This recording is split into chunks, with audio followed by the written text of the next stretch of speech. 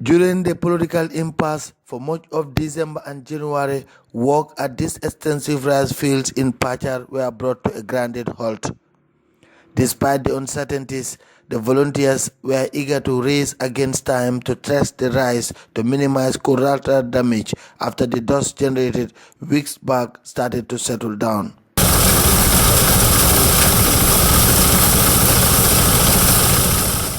Work here requires the active participation of a strong labor force. Due to the flurry of activities to be executed, Farms Manager Lieutenant Colonel C.D. Balde is waiting to be given the green light to proceed on the next line of action. There is a lot to be done. Alhamdulillah Rabbil Alamin, as we are standing here today, we have already done our nurseries, and then in a week time, the nurseries will be due for transplanting. Meanwhile, whilst I'm waiting for directives from my superiors, that is the CDS, or from the executive, that is from the Commander-in-Chief or the executive itself, as what next to do. The fact that some of the rice has matured, these volunteers have the challenging task of bringing the produce home. The fate of these rice fields are now under President Adama Barrow's administration. The personnel here have high regards for the new Minister of Agriculture, Honorable Omar Jallow, OJ. Based on his experience in the sector, these people are hopeful. He is a very, very experienced person. He has been there for so long, and he knows what really agriculture is.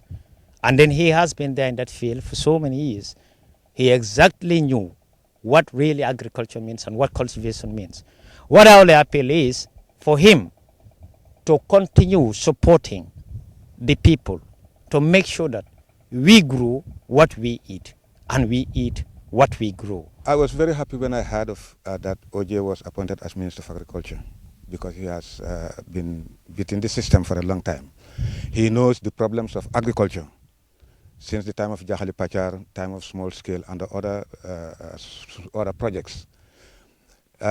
My advice to them is to increase farm implements so that we can do the operations on time if we want to have to harvest a year, especially in this region here, CRR South.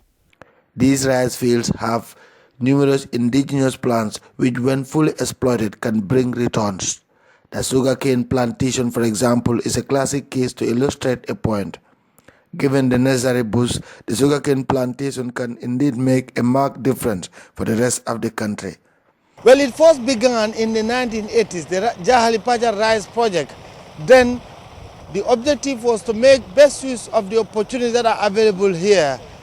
Now, with the dawn of a new era and a new government in place, expectations are high that the Gambia should start depending a lot on its rice produce rather than buying rice from other countries. Ibrahim Balde reporting from the Patcharr Rice Project for GRTS News.